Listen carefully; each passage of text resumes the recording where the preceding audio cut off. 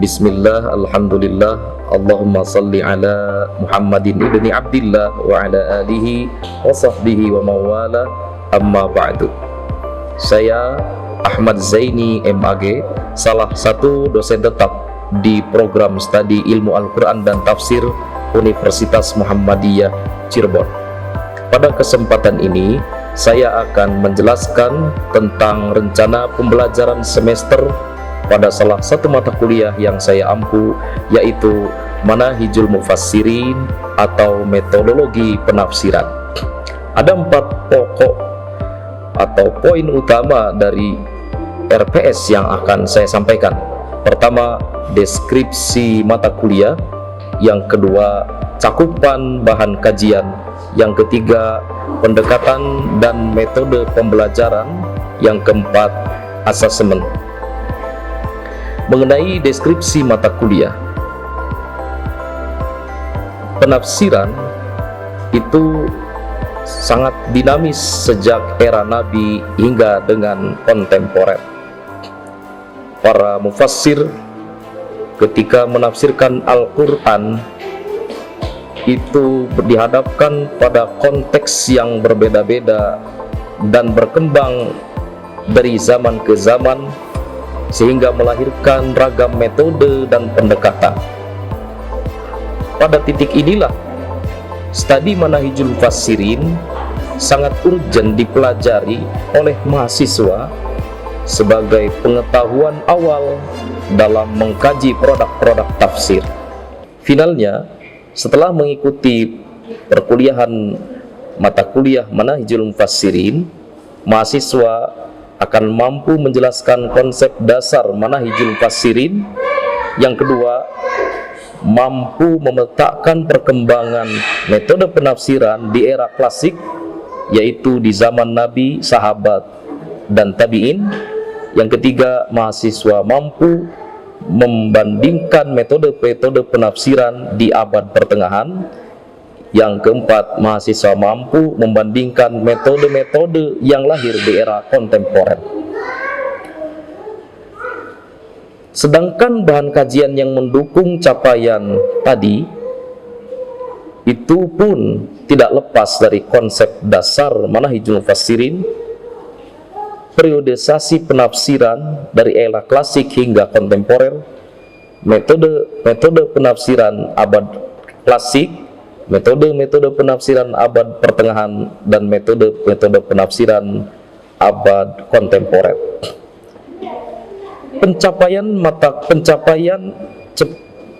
Pencapaian CPMK pada mata kuliah ini didukung dengan menggunakan pendekatan yang bersifat mix, yaitu memadukan antara teacher centered learning dan student centered learning, menyesuaikan tentunya pada sumber dan bahan kajiannya.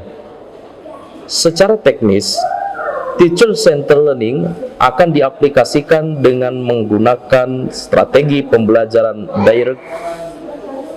direct instruction atau pembelajaran langsung dengan menggunakan metode deduktif dan ekspositori.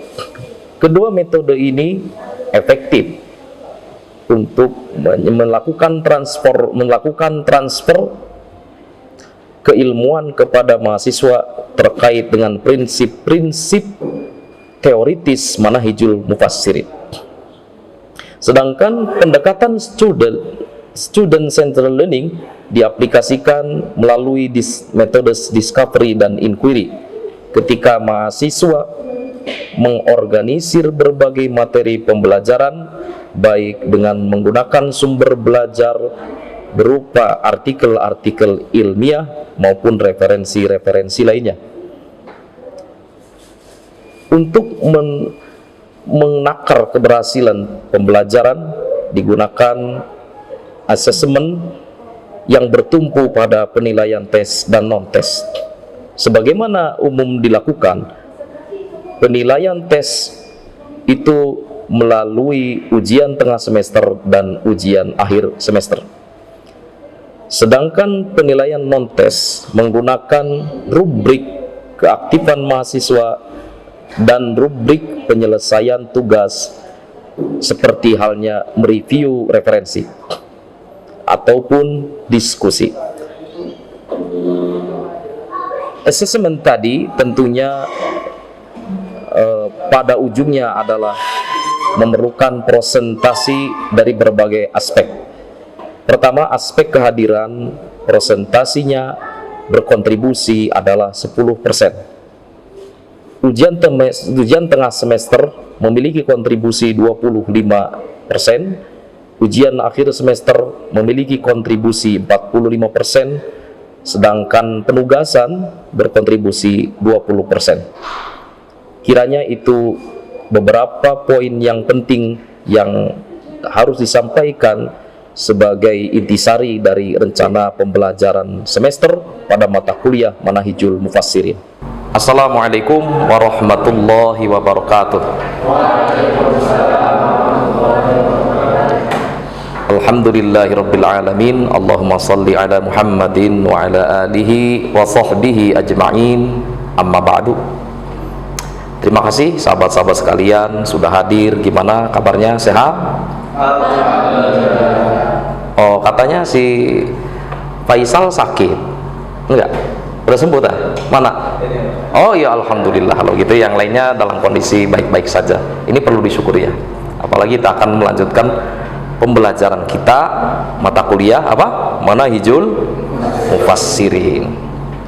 Baik teman-teman, sebelum kita mulai, kita seperti biasa kita membutuhkan Allah di dalam proses pembelajaran kita ya.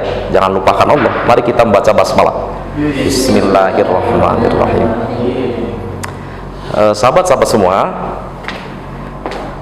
pada pertemuan lalu kita sudah bersama-sama membahas mengenai tafsir era klasik.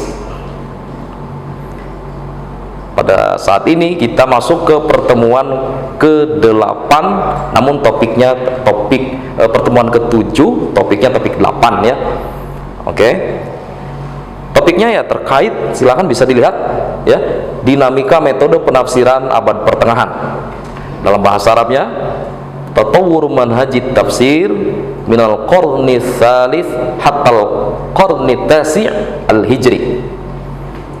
Metode perkembangan metode tafsir sejak abad ke-3 sampai dengan ke-9 Hijriyah. Ini adalah abad pertengahan. Melanjutkan topik di pertemuan yang lalu. Baik, selanjutnya sahabat-sahabat, di topik ini capaian pembelajaran mata kuliah yang kita targetkan ya, yaitu mampu membandingkan metode-metode tafsir di abad pertengahan ditinjau dari segi sumber penafsirannya. Kemarin kita mengkaji abad klasik, sekarang mengkaji abad pertengahan. Dan abad pertengahan ini lebih bervariatif metode tafsirnya. Tidak seperti abad klasik yang hanya bil ma'thur atau bil riwayah saja.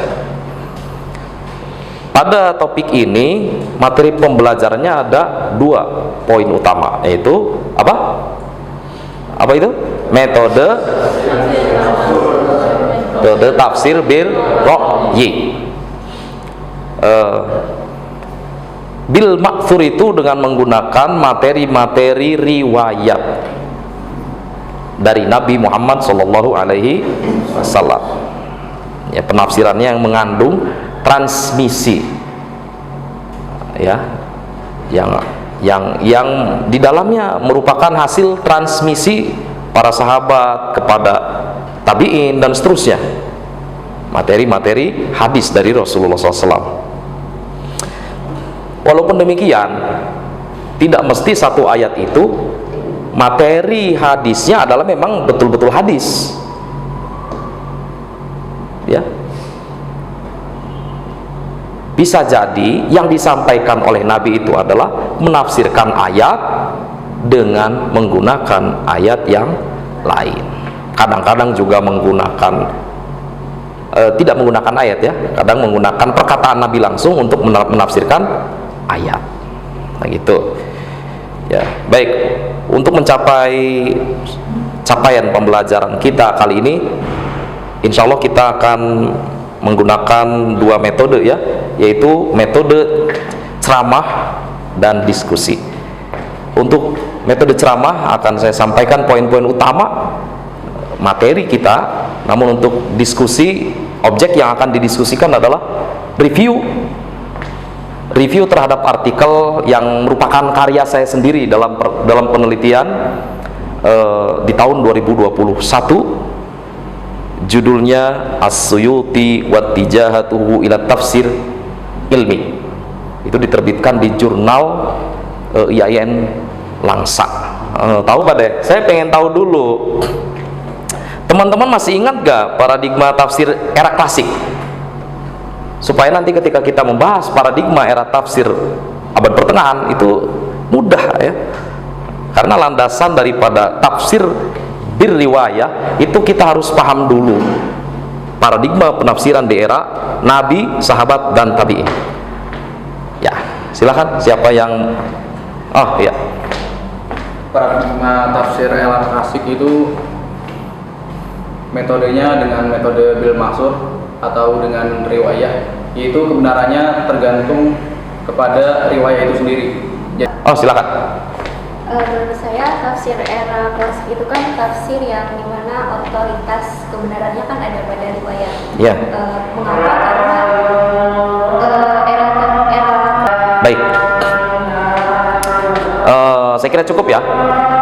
Paradigma tafsir era klasik tadi sudah disampaikan oleh dua orang teman Anda, dan itu alhamdulillah itu mendekati ya, walaupun belum sempurna.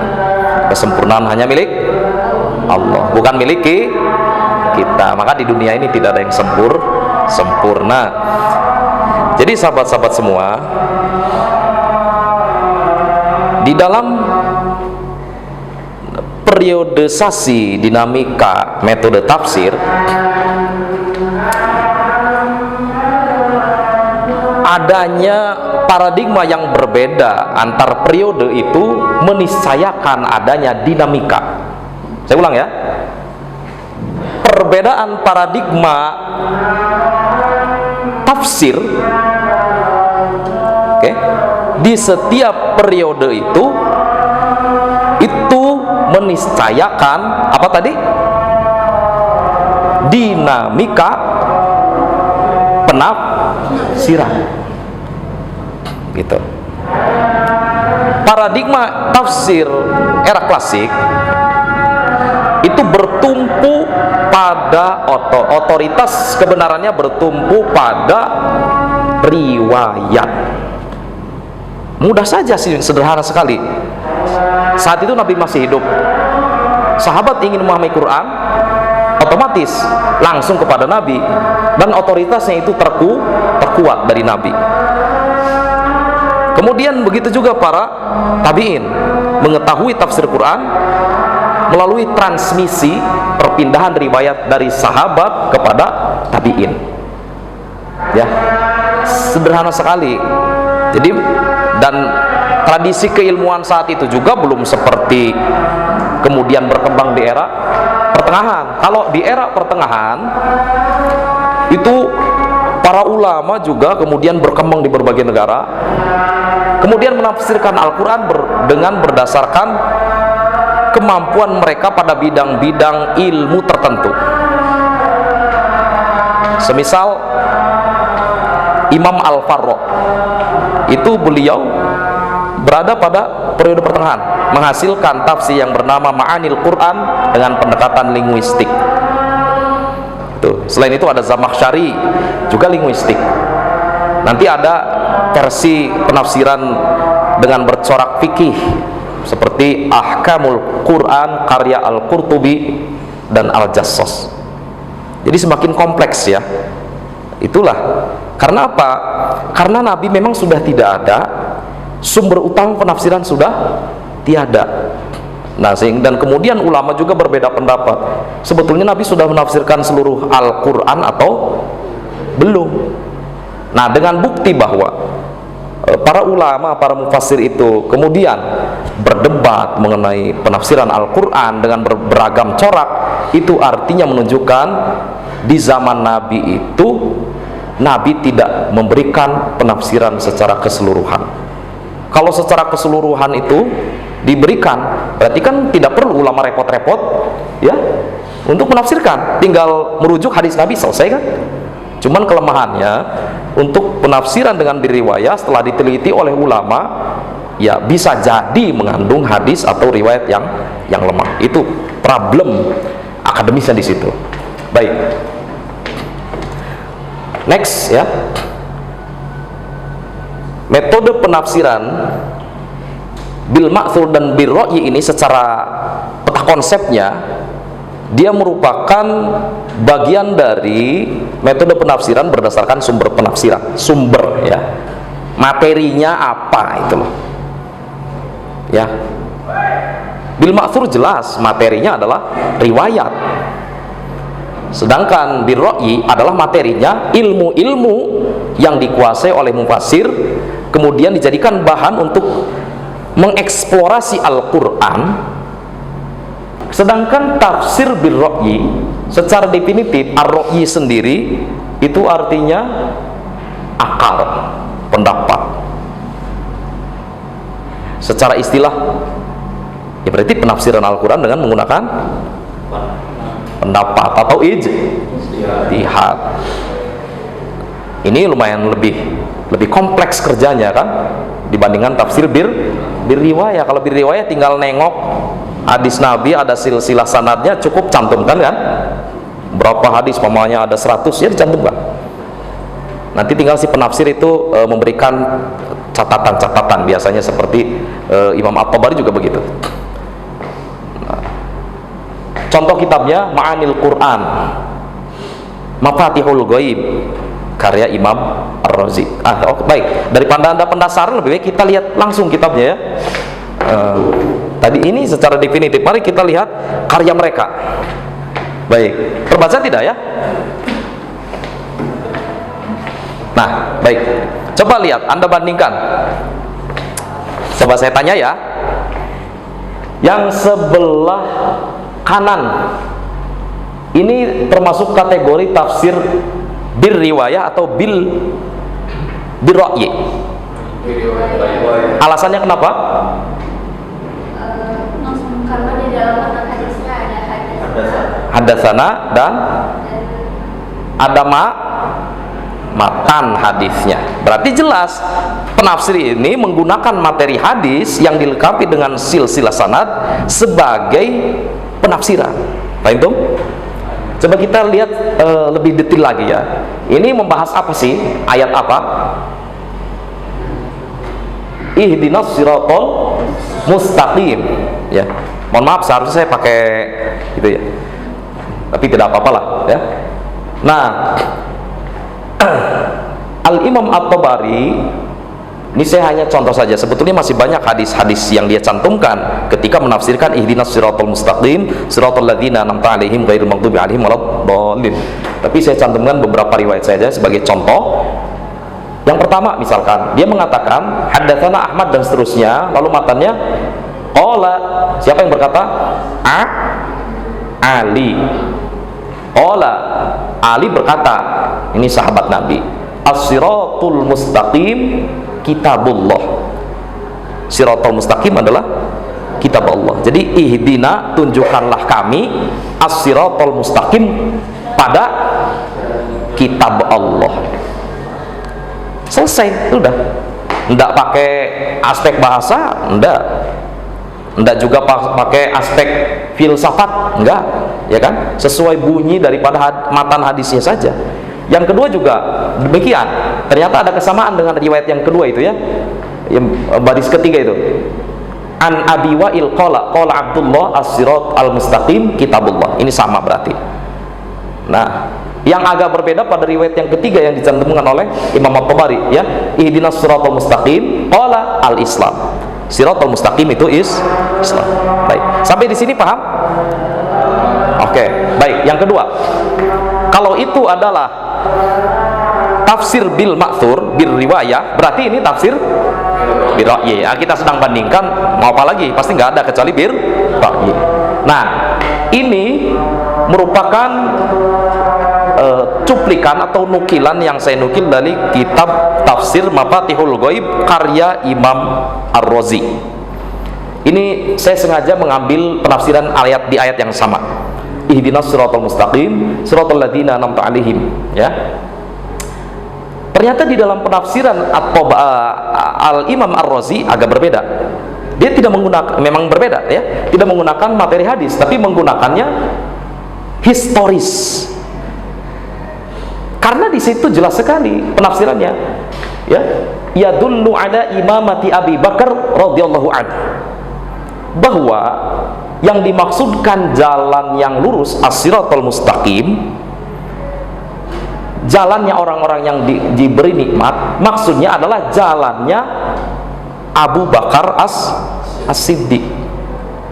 Jalannya Abu Bakar As-Siddiq yang diangkat sebagai imam atau khalifah ini diyakini oleh sebagian besar umat Islam yang tergabung di dalam madhab apa?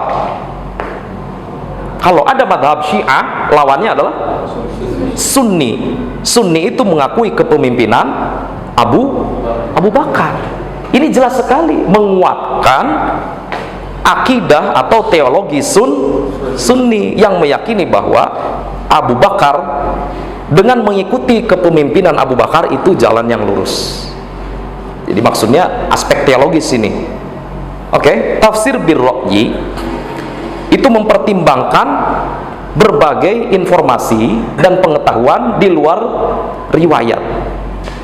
Ini adalah informasi sejarah, tapi kemudian dia masukkan untuk menguatkan karena memang dia meyakini bahwa kepemimpinan Abu Bakar ini harus diikuti sebagai sebuah petunjuk yang merupakan jalan yang lurus, dan sampai dengan seluruh warga Sunni Ahlus Sunnah wal Jamaah berarti mengikuti penafsiran semacam ini. Dan itu no problem ya, silakan saja yang namanya penafsiran, karena tidak ada tafsir yang mutlak benarnya. Paham tuh? Nah, ini termasuk tafsir bir ra'yi yang mengandung aspek corak akidah. Nah, baik sahabat-sahabat, membandingkan kedua tafsir ini, saya pikir ini sudah cukup menjadi bekal untuk kawan-kawan lebih mendalami lagi, ya. Nah, oleh karena itu di akhir sebelum kita menutup perkuliahan ini, ada sekitar mungkin beberapa menit ya, atau berapa menit, masih 30 menit ada ya. Baik, ini ada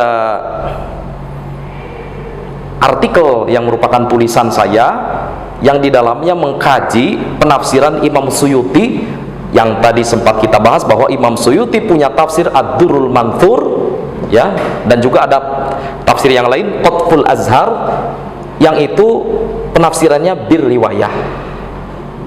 Nah, teman-teman, saya mengharapkan Anda membagi menjadi dua kelompok saja ya, untuk bersama-sama mengkaji artikel tersebut lalu direview. Apakah di dalam penafsiran Imam Suyuti yang bersifat bir riwayah itu murni bir riwayah, atau ada gagasan di balik riwayahnya itu? Ada hal yang memang unik itu. Nah, saya mengharapkan kawan-kawan menemukan hal yang unik itu, yang istimewa dari penafsiran bir riwayah oleh Imam As-Suyuti ketika menafsirkan ayat-ayat tentang wabah penyakit taun dulu di zamannya, ya. Gitu. Ya, dia sebetulnya memang punya karya khusus di bidang taun dengan menggunakan materi hadis. Tapi di dalam karyanya tentang taun itu juga, Ma rawahul wa'un fi akhbarit ta'un, itu judulnya, itu mengandung penafsiran-penafsiran ayat Al-Quran yang menggunakan materi hadis Nabi, tetapi ketika dilihat kitab besarnya Ad-Durrul Manthur, tafsir bir riwayahnya itu, ternyata hanya sebagian hadis saja yang dia jadikan sebagai penafsiran atau penjelasan mengenai ta'un. Ini artinya kan disaring kan. Dia punya kitab tafsir Ad-Durrul Manthur, ya, Qutful Azhar. Dia juga punya karya di bidang hadis yang di dalamnya menjelaskan tentang ta'un. Namanya ma rawahul wa'un fi akhbarit ta'un. Di dalam kitab tentang ta'un ini, dia pun kemudian menyajikan penafsiran-penafsiran dengan menggunakan hadis. Ternyata tidak semua hadis dia bawakan. Volume hadis yang ketika dia menafsirkan dalam kitab tafsirnya itu tidak semua dibawa ke dalam kitab ta'un. Itu berarti mengindikasikan beliau punya pilihan tafsir gitu kan. Artinya ya karena memilih hadis tertentu saja ketika membahas tema ta'un, itu artinya dia punya pilihan spesial. Nah, baik, silakan selama 25 menit lagi ya, Anda, ini kelompok 1, itu kelompok 2, Anda terjemahkan, dibagi dalam kelompok ini kan bahasa Arab ya, Anda terjemahkan, filenya sudah saya kirim sebelum masuk perkuliahan. Silakan terjemahkan, boleh pakai Google Translate, boleh aplikasi yang lain. Silakan temukan hal yang unik dari artikel saya. Baik, tampaknya sudah sumringah, berarti ada hasilnya ya. Coba mana, saya pengen tahu hasil kerja kelompoknya. Di kertas kerjanya mana, kertas kerjanya saya cek kertas kerjanya. Oh ini, oke. Saya cek.